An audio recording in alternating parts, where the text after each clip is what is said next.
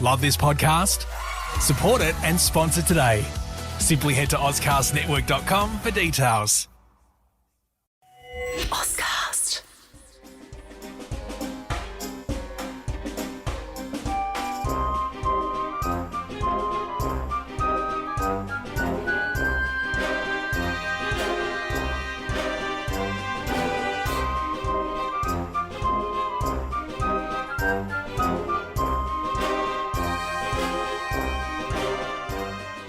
Hello world, I'm John Bruni and you're listening to Strategicon, your window to all things security and foreign affairs.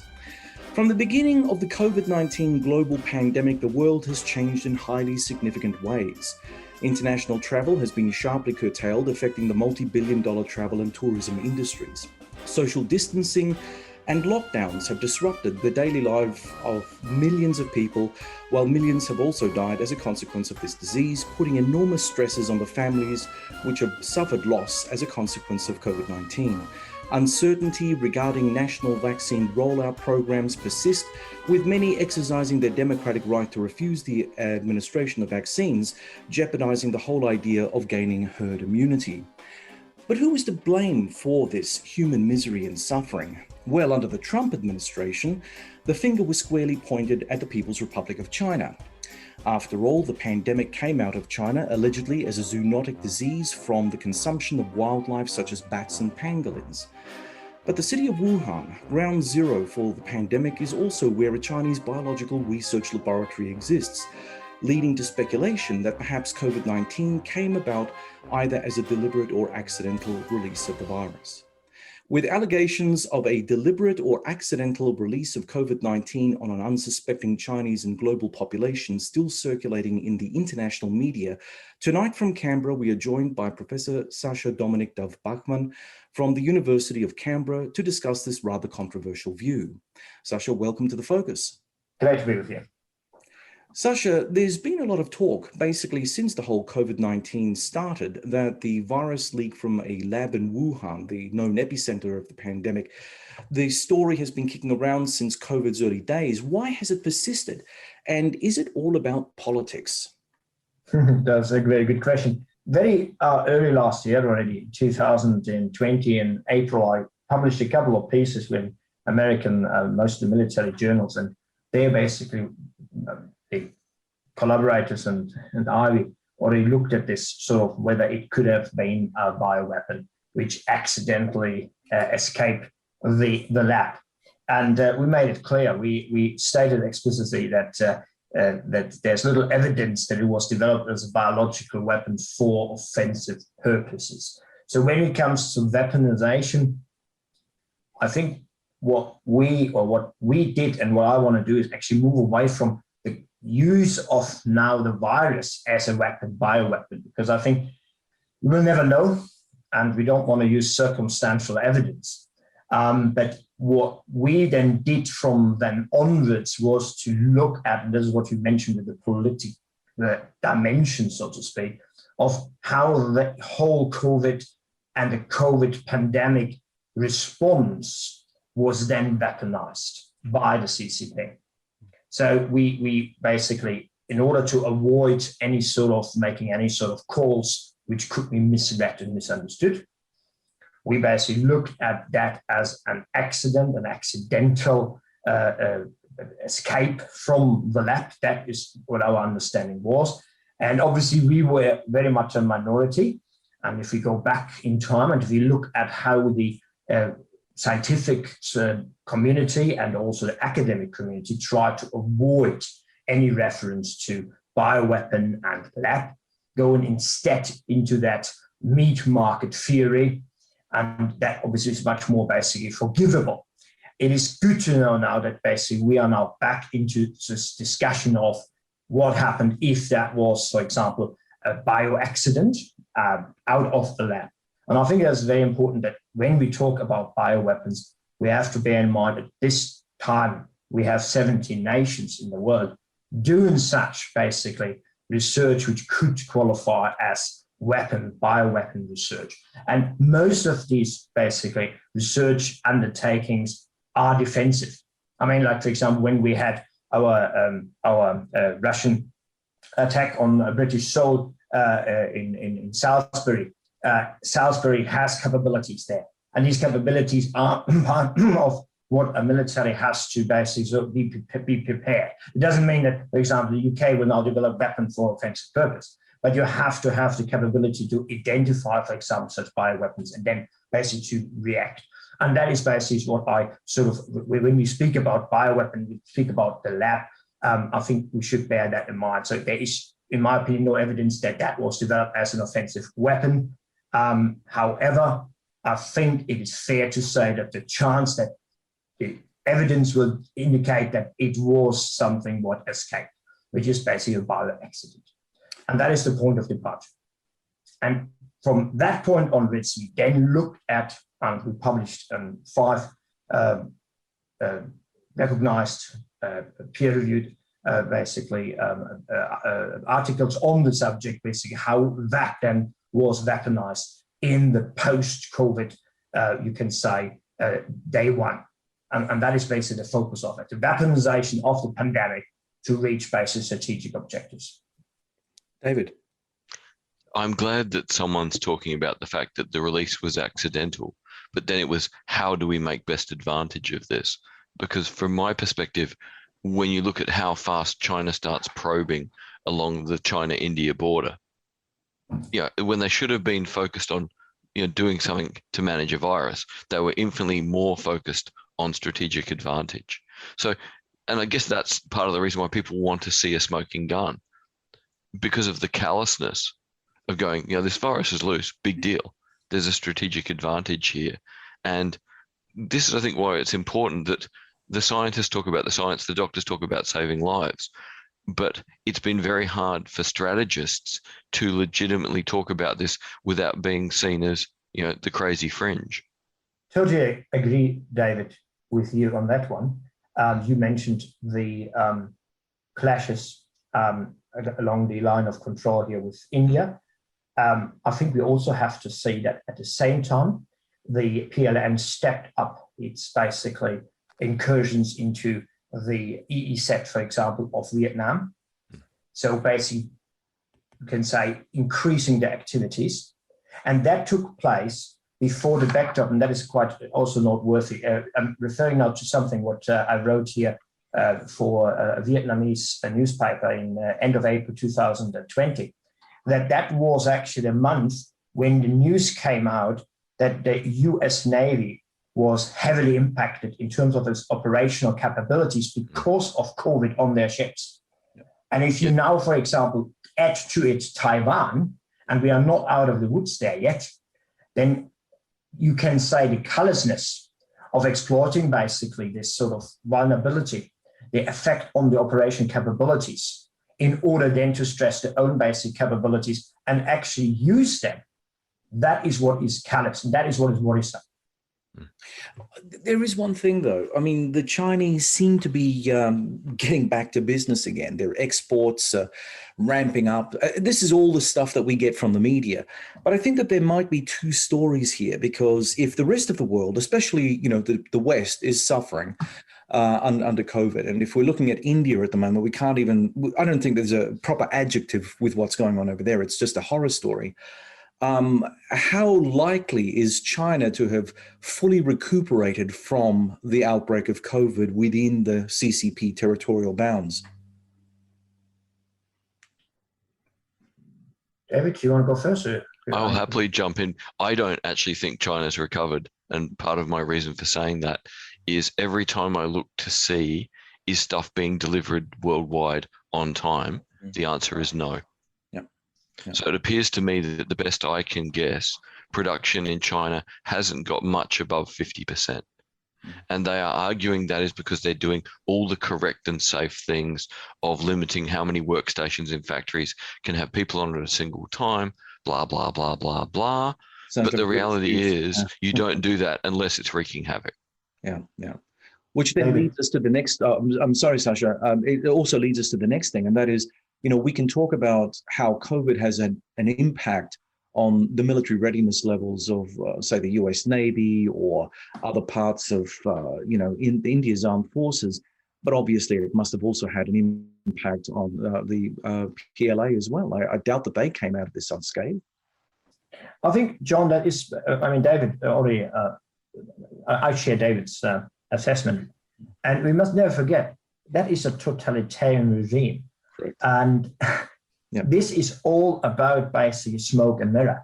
So we will never, ever get any basic sort of data which we can basically verify. I just want to quickly go back into time a little bit. The Spanish flu, which was also a COVID, I think from the COVID family, it started in 1918. And there was a complete blackout because it was March 1918, the Germans launched the last offensive.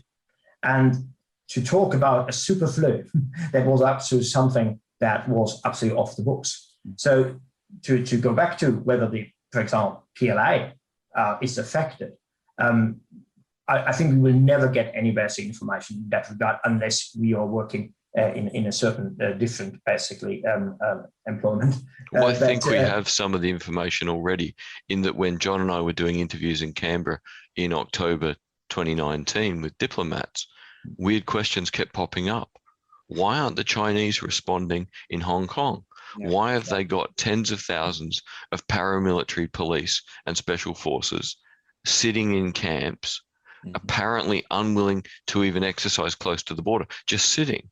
So to me, there's enough evidence there to suggest that those early comments that the virus originated in a guano mine, where the bats were still kind of pooing virus, and that the guys who died from that are the original people, and that's the virus that was taken to Wuhan, and that scared the CCP enough to put its control mechanism for the population into quarantine.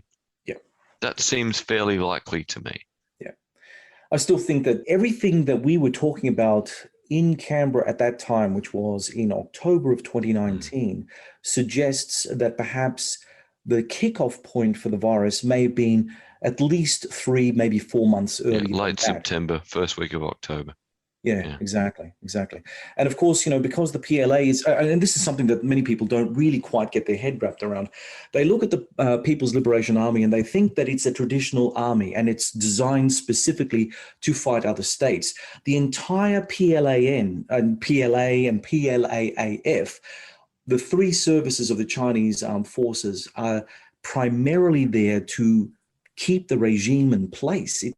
It's not a traditional state-on-state warfighting capability. If there's a problem with the regime, if the regime can't move, then the entire structure falls apart, and that's why the Chinese military is so enmeshed with how the Politburo functions and continues. So yeah, I mean, they got some problems. They really do. I wanted to jump in because there are some assessments which actually sort of point to the opposite to a certain extent. And that is basically that China, after the initial basically 4 to 8 weeks of complete panic, that was evident here, for example, in Australia, with these PPE, you can say mass purchase rounds by companies which had these basically strong links to the United Front, and shipping them by the plane load to Wuhan. That indicated that there was a moment of panic, a moment of insecurity, a moment of where the regime actually was potentially really feeling under threat. But it could have been that their way of managing it was successful to the point that then basically a new narrative in the information domain basically came to be evident, and that was basically, we are the only ones who can deal with it. We have this basic evidence. We have actually just posting, for example, in social media like Twitter, look at our basically how we open our country, how we basically move millions of people again on holiday basic destinations. But on the other hand, basically, that China realized how the virus can be managed, and very much like rolling lockdowns when need be, because the virus pops up from the north to the south, We just had now a report again in the south. But the thing is that they were able to basically return to a type of managed status quo, while the whole world, especially Europe, was locking down completely with significant economic and now social, basically, you can say, repercussions. Because if you look at the sort of the big China strategic basic plan, that is exactly what you need. You need a weakened West where, for example, less is available for defense, a weakened West where it's less available, for example, to contribute to a type of Marshall Plan, countering, for example, the COVID devastation in Africa and in the Asia Pacific, which then can be exploited, and what is being exploited by the Chinese as part of the Belt Road Initiative, which now is even tied to their vaccine diplomacy. So basically, you take our vaccine, then you have to take the Belt Road. So this is the weaponization we are looking at. So while we are basically panicking and locking everything down Victoria style, we very much might see an opponent having understood that this can be managed with rolling lockdowns, that the overall fatality is much lower than, for example, anticipate. And while we basically destroy ourselves economically, they basically are able not to continue as before, but to continue still at a solid and healthy level. That could also be an alternative view. Sascha, what really bothers me about all of this at this point in time is that the scientific community itself at least from a Western perspective, isn't really speaking with one voice here. You know, it's kind of like when you talk about other issues that are involving the scientific community, you ask a group of scientists, you'll have a number of different ideas or theories about with whatever the topic happens to be, whether it be climate change or even COVID. But you would think that with all the technology at our disposal at the moment, we would know what a manufactured virus would look like from a zoonotic natural virus that came out of some bat's guano, right? I mean, it bothers me that we don't know that. And even if we knew it, that we don't have a structured narrative to educate people in terms of where this is coming from. Because you see, if we don't get on top of this virus, you know, of course, we're going to have future viruses, and we're going to be, you know, just as technically baffled by that as well. It doesn't really, you know, give you a great deal of confidence in our capacity to work these things out, really, does it? I think one of the main basis of issues here is the extent that the WHO has been captured by China. And not only basically the WHO, also basically very renowned and established basically researchers. Maybe we have to go back and really ask ourselves, how would that fit into the Chinese basic strategic approach? And the Chinese have one approach, which is basically what we call strategic preconditioning, which is very much based on the unrestricted warfare concept. And if you break that down, how that takes place, it is a combination of intentional, multidimensional, integrated use of different instruments, diplomacy, power, investment, technology. From military point would be Dimerfield, for example. And then obviously we have the free warfare as the information basically, you can say, element. But why do I say that now? Because one of these basic sort of, you can say, adoption of the unrestricted warfare approach is the capturing of international organizations. 5 of the main UN bodies now basically being either run or by people who basically are close to the CCP.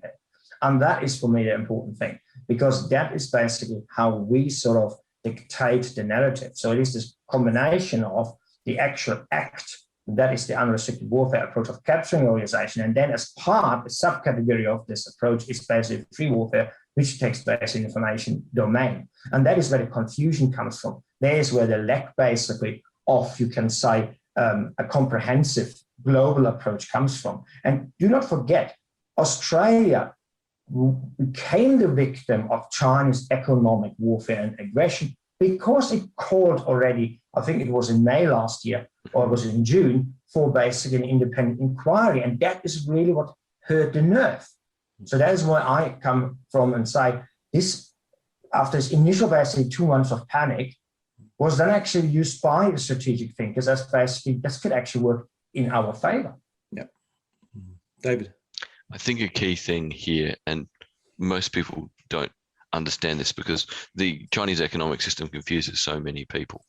The market apparently makes money, but most mid-tier Chinese banks are essentially bankrupt. They've got so much bad debt they should go under. But of course, they can't go under because the state props them up. So I think the great advantage the Chinese had is the minute they realized that through their version of containment, which is literally lock the city down, immaterial of the consequences, they knew how to pump money in and to keep priming the economy. And the more that fear gripped the rest of the world, the more that allowed them to have an economic recovery. So strategically, whether they started off wanting to use this strategically or not, they were very well positioned to very quickly use it strategically. Whereas it seems, the West really hasn't thought strategically for decades. So we're now seeing the difference between a culture where strategy is highly valued and cultivated, and one that has basically been living in a tactical world of, whack-a-mole as we try and kill terrorists since 9/11. So it's such a clash of two different ways of understanding the great game. One side is entirely tactical, while the other side is entirely strategic. Good point. I agree. I agree. That sums it up. And that is where we basically lost in the West.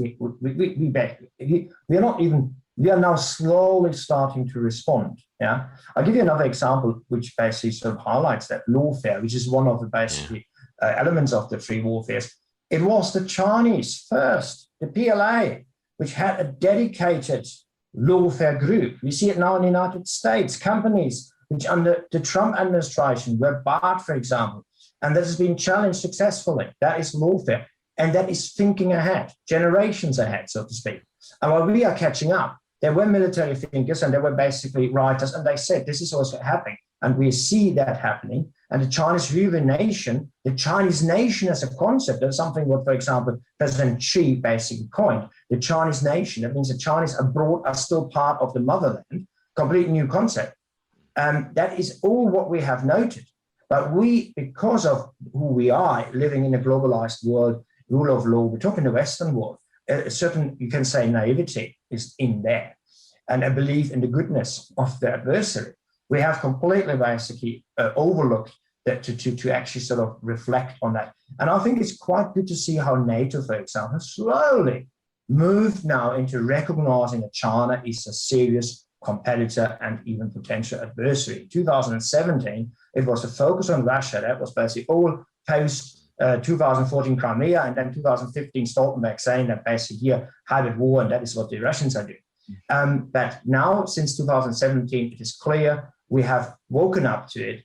But obviously, I think, and we see that here now in Europe with the comprehensive agreement on investment and what the debacle that was, there is this complete disconnect between basically what the political elites want, driven by economic interest, business interest, etc., and then basically what the military thinkers, what the strategists actually say, what is necessary. So, the recent fracas with regard to bringing up the whole Wuhan lab thing came about as a consequence of two recent articles in the Wall Street Journal in May. And, of course, the speculation had it that 3 staff members of the Wuhan Institute of Virology got sick and were hospitalized around November 2019.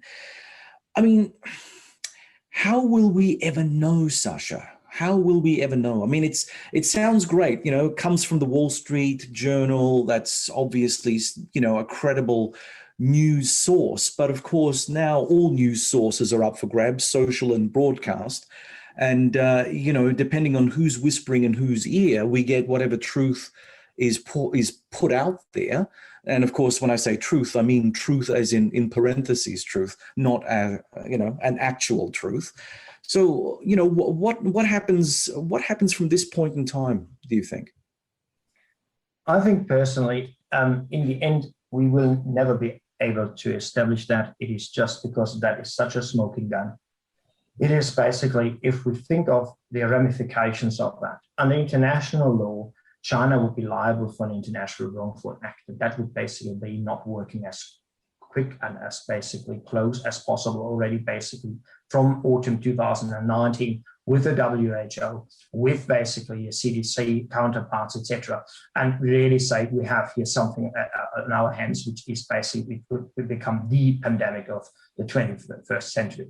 And that this omission, when you have a duty to act, because under WHO rules, you have a duty to inform, you have a duty to cooperate, you have a duty to provide samples, etc., and access to all the basic lab data, etc., by the way, which was, according to some reports, actually cleaned some of the, I would say, data.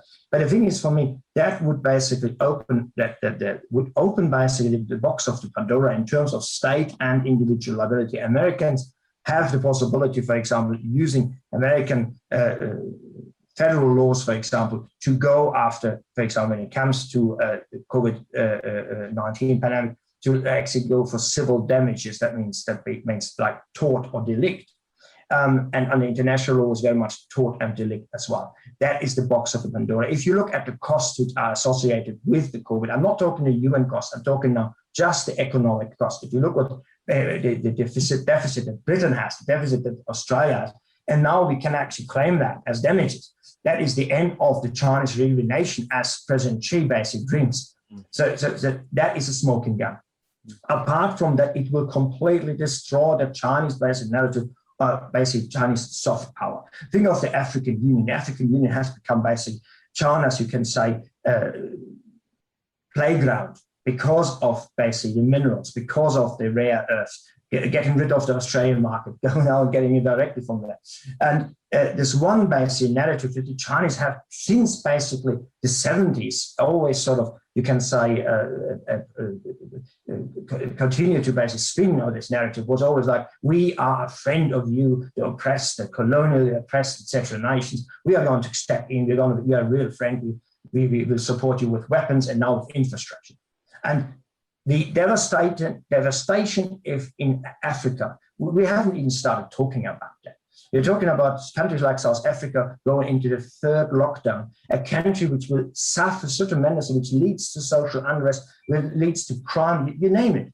And if suddenly it is established that that comes from there and that it could have been contained, instead of basically allowing flights out of Wuhan while locking down Wuhan, the mood in Africa is at the moment very divided, and young people who basically read the news are very critical of China. So if we have now an independent commission and an inquiry, and we find that this happened, that is the end as we know it now of China's influence, and it will take them decades to come back. So that is the smoking gun, and that's why I don't expect any basically findings which will be recognized globally, because how do you recognize it globally? That means through a UN body. And there comes again the power play, the strategic competition which we mentioned, the capturing of basically key bodies, and the Chinese influence able to stop that.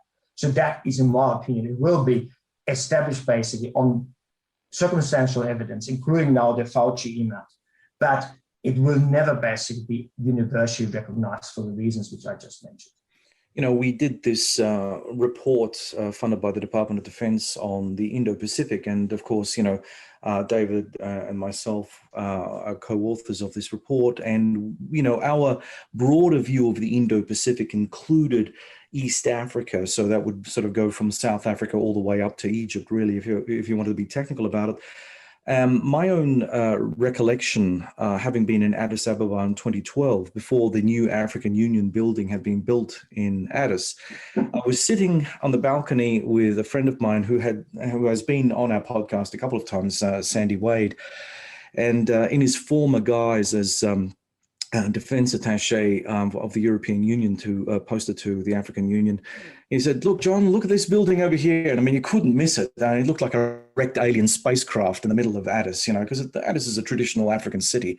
This is the tallest building in what could be considered, you know, not a particularly, not an urban space with a lot of tall buildings, shall we say, right?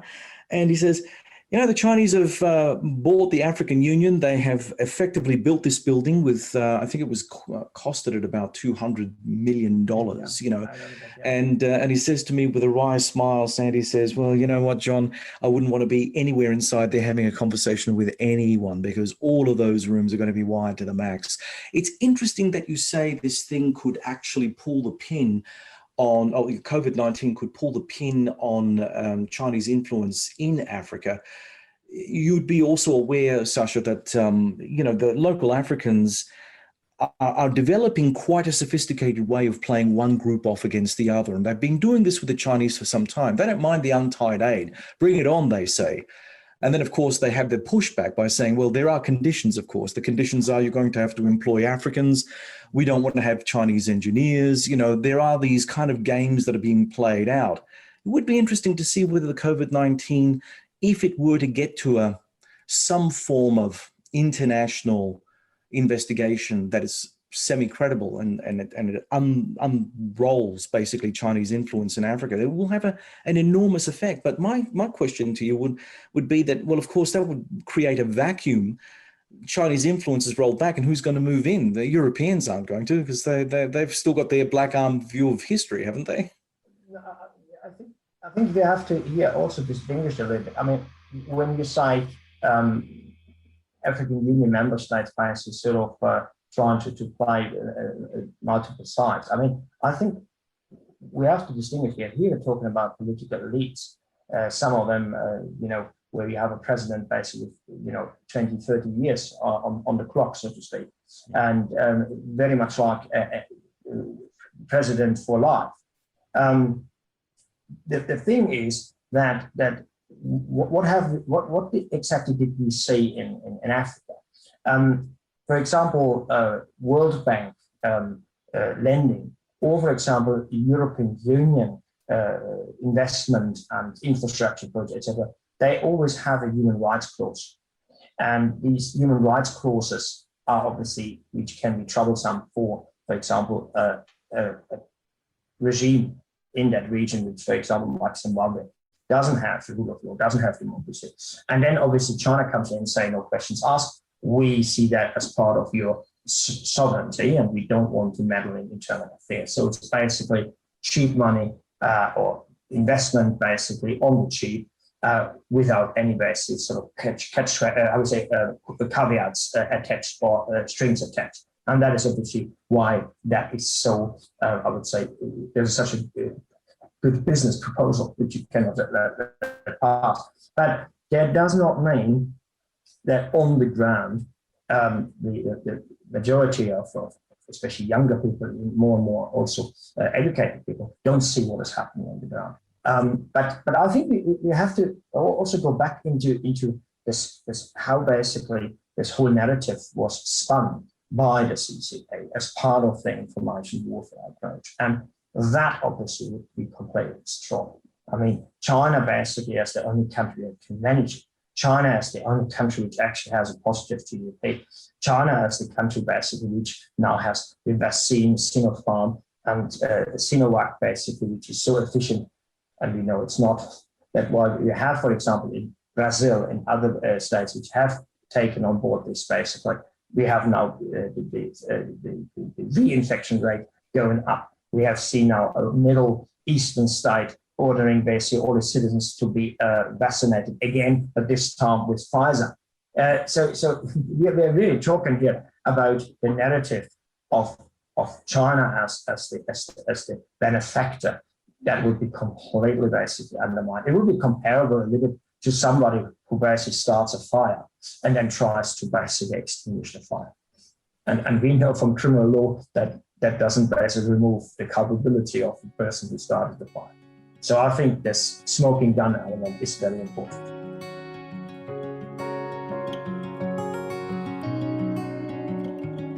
Sunset on the canyon road, one arm out my window, left and didn't tell a soul. Where I'm headed, I don't know. Life is heavy lately. Nothing seems to go my way these days. I feel the season changing,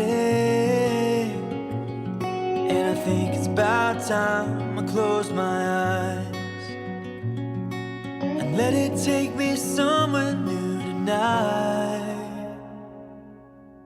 Wherever the wind blows, I'll go. I'm not chasing it.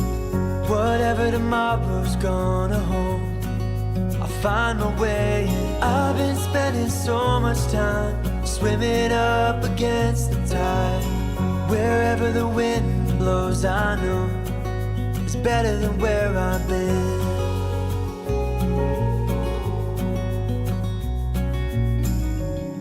Moonlight on a back road drive, the last breath of late July. Watch the days turn into nights, but none of them were ever mine. Life is heavy lately, and good things can never stay that way. Feel the season changing, and I think it's about time I realized that I can still be someone new if I try. Wherever the wind blows, I'll go. I'm not chasing it. Whatever tomorrow's gonna hold, I'll find my way. I've been spending so much time swimming up against the tide. Wherever the wind blows, I know it's better than where I've been.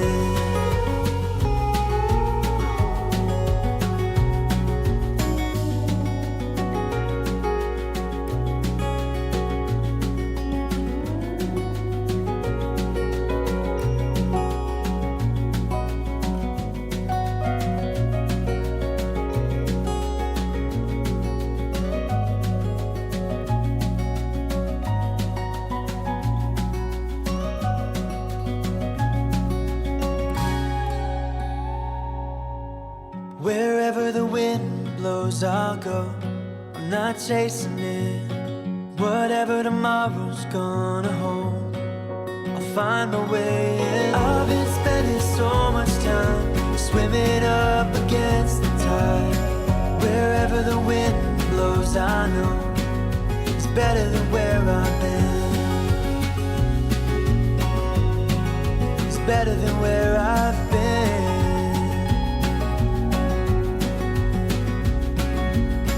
Wherever the wind blows, wherever the wind blows, yeah. I've got to ask a question because it comes up in psychology a lot. COVID, I guess, as a event has already happened. There's not really a lot we can do about it now in terms of the cat is out of the bag in some sense, right? So, in psychology, you and I know this is a weird analogy, it's a low resolution analogy to make, but in psychology, you would leave that almost as if it doesn't exist. We can't do anything about it now; it's kind of happened. From a devil's advocate position, what would be the political drawback to pursuing a kind of independent investigation? What would be, is it in bad faith to pursue the actual origin of COVID any farther? I think that's a very good question. And if you look at recent criticism of the Australian government for its war talk, we are very much ready to basically actually, in my opinion, to just go back to the pre-status quo. And let's say let's just rewind the tape 18 months and go back to happiness. But I think so. I think that there could be some sort of inclination to basically stick with a sort of type of minimum damage pro forma investigation, just in order not to basically, because it goes to the core of it. I mean, to be honest with you, one could even argue that it could bring down President Xi. So it goes to in my opinion, it goes to basically the foundations of the current basically CCP leadership and regime. And it would actually sort of also, to a certain extent, void all the achievements, think of Hong Kong, etc. And also basically the increased basically status in the region simply because we look at nations which are completely ravaged and devastated and have to turn to China in order to get help.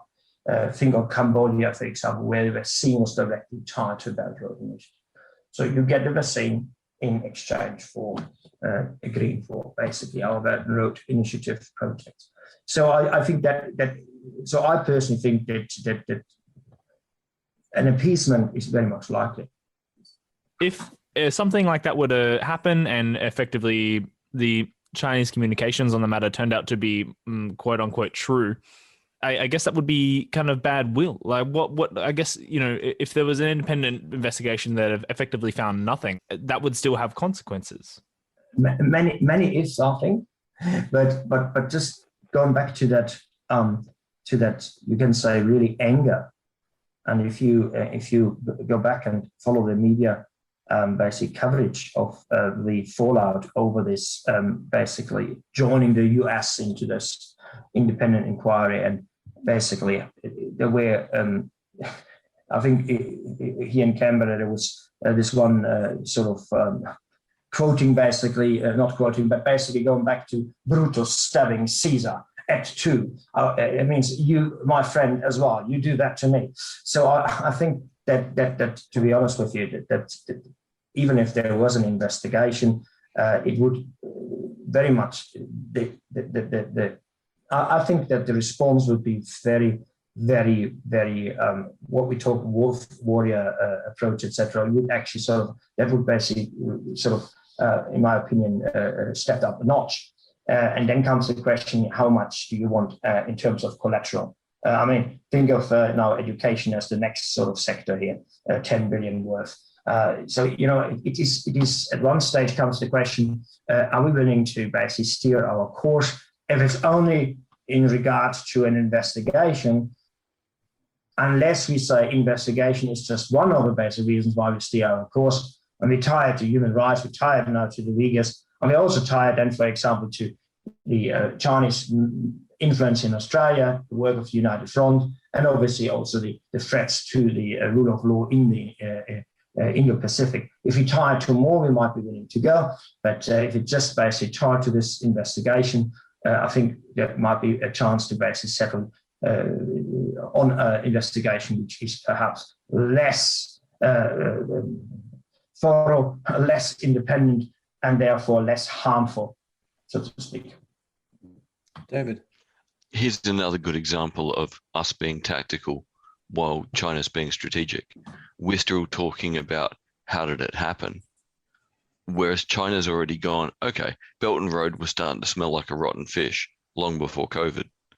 Now Belt and Road is starting to look like the Chinese version of a Marshall Plan.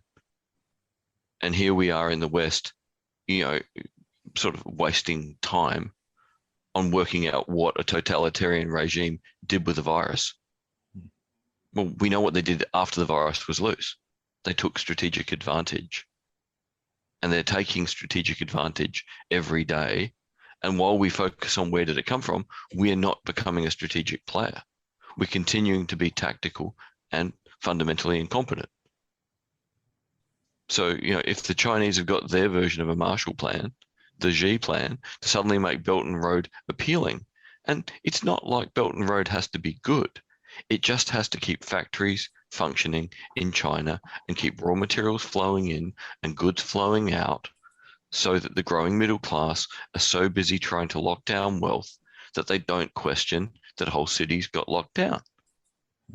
Yeah, it's just about maintaining the machine of avarice within China, because we're too stupid or asleep to recognize that's the real game. Well, I mean, there is that's for sure. Although if you look at Pakistan at the moment, it doesn't look like that the China-Pakistan economic corridor is doing particularly well. And, it's a very complex situation, but obviously the Pakistanis themselves have got issues with regard to the nature of Chinese investment. You've got problems in Kazakhstan now. The Kazakhs are pushing back against the Chinese because firstly, they think that the Kazakh authorities, and I believe that it is a dictatorship over there as well, have been putting too many of their eggs in the China basket. So people are now starting to protest. So they're taking to the streets, causing Kazakh authorities a lot of grief, because the Kazakh authorities also know that the Chinese are persecuting Kazakhs that are living in Western China, right with the Uyghurs. So yeah, but yes. China's only got one game to play, and it's going to play that game to win or to break. Yeah. It doesn't have that ability to change game now. The investment in building the machine to work the way it does. This is a machine that can do new strange things on the side. Like in 2017, the machine can get a high-level, high-security virus lab. The machine can steal US plans for weapon systems, well, half the plan, build half the device and try and jerry-rig the rest. But that doesn't mean you can change direction in a meaningful way. In a sense, the Chinese chose their path on June the 3rd, 1989, of absolute suppression of anything that was a threat to the party. Tiananmen wasn't about students. It was about two factions of the CCP fighting to the death about the future of the party, which then affected the future of China. And everything since is really just a continuation of the consequences of that fight to the death within the CCP. I'm going to put a question to everybody here, and that is, to what degree has Australia paid too high a price in our conflict with China, our trade war with China? The fact that Scott Morrison came up and he did declare that, we're going to be championing an international inquiry into the origins of COVID-19. I mean, is it the case of the sheep roaring, or is it a case of having taken way too big a slice of the international pie for a country like Australia to really process? Because, as David was saying, yes, we're tactical, we're not strategic. The Chinese are beating us at the strategic game, and yet we're making all these statements that can be seen to be strategic, but they're not, and we don't have any follow-up. So are we punishing ourselves to a greater degree here? Wait till the iron ore price drops back to $50 a ton, and next year's budget is a disaster. Right. Right. Again, they were playing a 2-year plan. The Chinese would have totally understood that Brazilian iron ore production would have collapsed under COVID because the Chinese vaccines don't work. Thus Brazil's inability to run anything. At the moment, Chinese companies are going, hi, Brazilian companies, do you need large amounts of money and expertise to put your mining industry back together so we can buy exclusively from you? If that's not strategic, and if we're not essentially stupid. Sasha.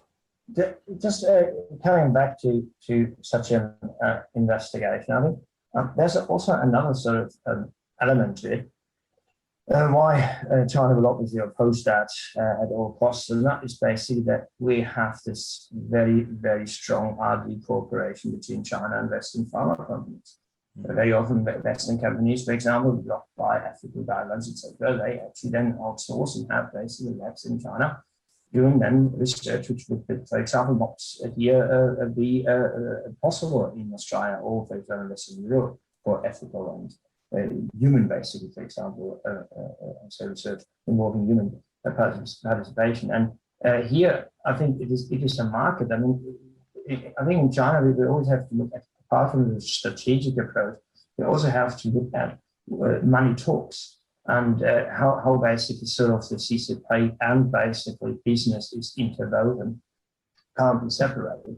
And I don't have figures now, but I just read a recent report actually of the sheer number of biolabs doing basic research into the worst possible, basically, you can say, viruses, including Ebola, you name it.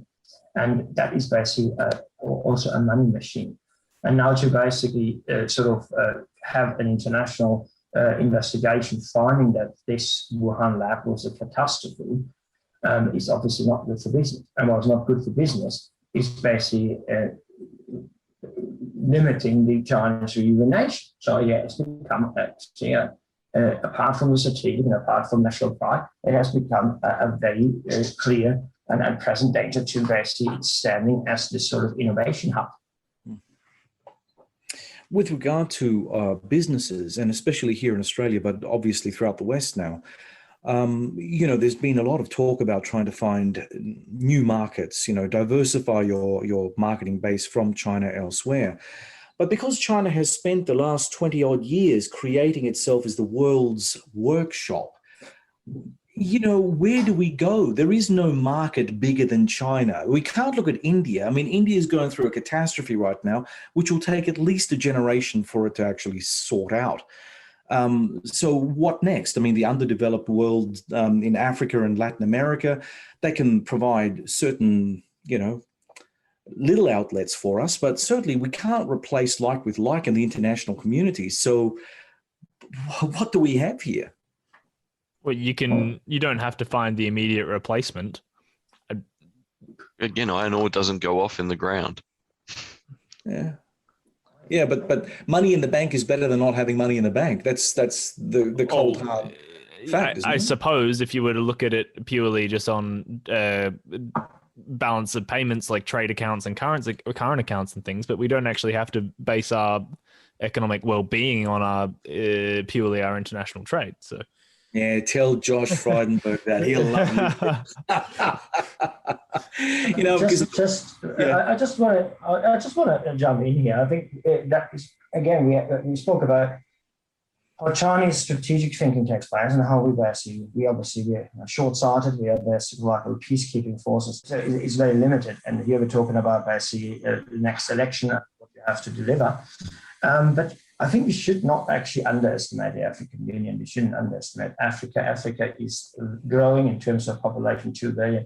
It has enormous potential in terms of as a market. That's why China goes in there. Think of telecommunications. Think, for example, every African above the age of 18 having, for example, a mobile phone. That's where Huawei comes in. So the market Africa is booming, and I do not write Africa off at all. I think actually that Africa has a lot of potential, especially in the next 2 to 3 decades. While at the same time, China has these problems. That's why they started now with a 3-child per family and all that. And to a certain extent, if you look at the goals which President Xi has set himself, the reunification of Taiwan, for example, that is something what he wants to achieve. And he wants to achieve that because he has got this demographic time bomb. And he knows that India is knocking at the door and that India will overtake them. And India will basically, it's not as organized, but it's a democracy. It's a lot of chaos. But India is the hub for example, when it comes to computer and telecommunications. And so I think actually that a little bit China is comparable to a middle power in Europe before the First World War. Basically sort of seen a little bit the windows of opportunity closing 20 more years, and then basically China has the problems based on the demographic, based on the cost of basically the elderly, etc., while not being a developed nation. And that makes it so difficult for them, because if you have a market which is labor intensive, etc., low skilled, etc., even there they tried obviously to advance it. And now sourcing out to Cambodia and sourcing out to Vietnam, basically what they used to basically provide services. But it is really a big problem because they haven't reached yet the threshold which is necessary to, for example, care for our elderly population at this magnitude. So I think China is really between a rock and a hard place. In the next 30 years, we'll see a complete basically change in terms of what China can do, unless it really changes in terms of the market, in terms of innovation, in terms of etc. And that is what actually the CCP has been trying to. That's why it's leading, for example, in some certain key industries, etc. That's why it has got the 1,000 talent program, etc., because it had realized that it has to basically really make another quantum leap, 50 years basically in 10 years, in order to basically be there where, for example, countries like Japan are. Yeah, look, I will say that it's an interesting thing to think about China 30 years from now. It's also an interesting thing to think about China 10 years from now or even less. I mean, Xi is not a young man, and we don't know the state of his health. And assuming he's a healthy individual for his age, what is he, 68, something along those lines? We could almost be guaranteed a decade of him running the country, because he is, after all, president for life now.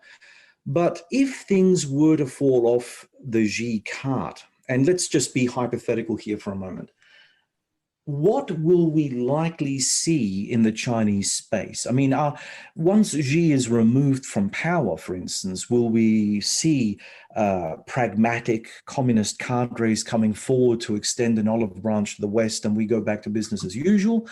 Or do we see a crisis in confidence deep within the CCP, which we have to remind our listeners is about 90 million strong, which is far larger than the Australian population? Will that just create the dynamic of a civil war? What will happen? I mean, this is really the thing that we need to be thinking of, really, surely. Academic discussions about that last 2-3 years, including from the Lowell Institute. And will there be a Xi dynasty, or will there be basically other fractions? There's a strong competition. Will there be a return basically to the Deng fort, etc.?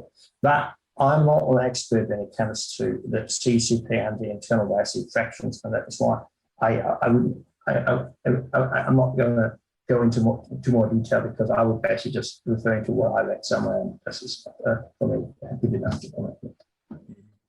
David, you want to have a crack? Yeah, I would not want to hazard a guess about the party not having enough information about which factions still exist or not. For me, the demographic problem is the huge problem. So that if you've got this aging population, the two-child policy, the birth rate has dropped. They've now said that 3 children is okay, but the incentive package has not been released because it appears at the moment there is not the money to run the incentive package. And if we look at the consequence for Japan of not having population growth, they're potentially going to move to a robotic economy that is okay with a relatively small population. But that changes the perspective on levels of influence outside the country. If we take, say, South Korea as the example of a country that burst forward, where this intense march towards progress and the social pressure to succeed became immense, we have one of the highest suicide rates in the world amongst young, highly educated people. So there's all sorts of social and demographic problems that China is likely to have to face. And whereas, Japan and Korea are struggling to work out what to do with them, at least they're trying to work out what to do with them, having open discussions within democratic systems, meaning that at least people feel they're being listened to and maybe their view is valued and included. Whereas these problems are going to emerge in China in a system that doesn't care and isn't interested. Yeah. If I can quickly jump in, I agree here. I think it's also worthwhile to just look at what happened over the last 10 years, and especially now in the last 18 months. I think actually where we are now is actually completely, you could say it is exactly the opposite of actually what China needs. Because China needs innovation. And if you think of these startups, for example, in China, take, for example, Alibaba, in the last 18 months, we have seen what happened there. We have seen this basic crackdown by the party on people like the Alibaba CEO. And that is exactly what you don't need. What you need at the moment in order to prepare for the demographic basic challenge, you need actually more of that, more of basically what happened between 2000 and 2010. You need a friendly China, a China you can do business with, a China which basically is innovative, a China which basically sort of catches up, and a China basically which has got these enormous amount of startups actually you from the West and from, for example, the African Union, you want to basically work with. And we have seen now the opposite, with the wolf warrior diplomacy, with the war talk, with the nationalistic or the nationalism angle, with the suppression of basic dissent, with the persecution of the Uyghurs, with the crackdown of Hong Kong, with the threats against Taiwan, with the border clashes with India. I'm sorry to say, that is exactly what you don't need if you want to basically form yourself as a modern socialist type of market economy, open for business, and basically being welcome in the world. And it's actually a complete draw and clawback. And I think that is also a generational, basically, sort of, you can say, schism there which you can actually witness. I will be very cheeky and say something here. I think we do have an innovative China. It's called Taiwan. But anyway, I'm leaving it there. Well said. Thank you. Anyway, chaps, that's a wrap for tonight. My thanks to our special guest, Sascha-Dominik of Bachmann, and for being on Strategicon, and my thanks to co-host David Olney and producer Tim Witham for being on with us as well. And to our audience, thanks for listening. We hope that you'll join us for our next exciting adventure through the world of geopolitics. Remember that you can subscribe to the audio version of Strategicon through the Ozcast network, iTunes, Stitcher, TuneIn, and Spotify. And please like us on the Sage International Facebook site and follow us on Twitter. We appreciate your support. You can also watch our podcasts on video through the Strategicon Raw YouTube channel when they are available, easily accessed by clicking on the link provided on our website. Also, please comment on any of our articles and podcasts through Facebook, LinkedIn, Twitter, and of course on the Sage International site. We welcome any constructive feedback that can help improve our products, and we look forward to engaging with our followers. If you would like to support Strategicon, remember to check out our merch page. We have a wide variety of items to keep the Strategicon listeners satisfied. Until next time, goodbye.